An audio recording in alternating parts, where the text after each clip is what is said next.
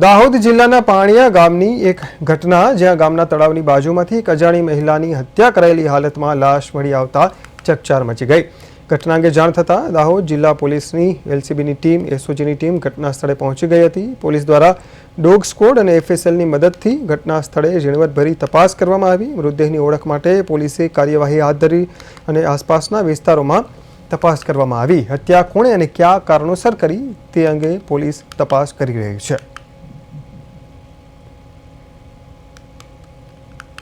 તળાવ પાસે એક સ્ત્રીની ઈજા પામેલી હત્યા કરેલી હાલતમાં આજરોજ સવારે ડેડ બોડી મળેલી હતી.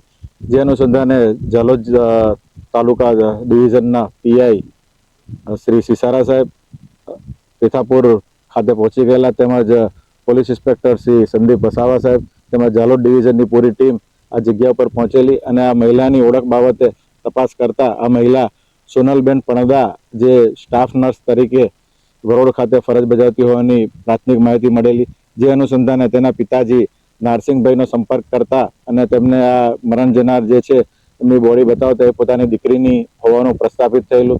જે અનુસંધાને ચાકલિયા પોલીસ સ્ટેશન ખાતે એમના પિતાની ફરિયાદ લઈ અને ભારતીય ન્યાય સંહિતાની કલમ 103 મુજબ ગુનો રજીસ્ટર કરવામાં આવેલ છે.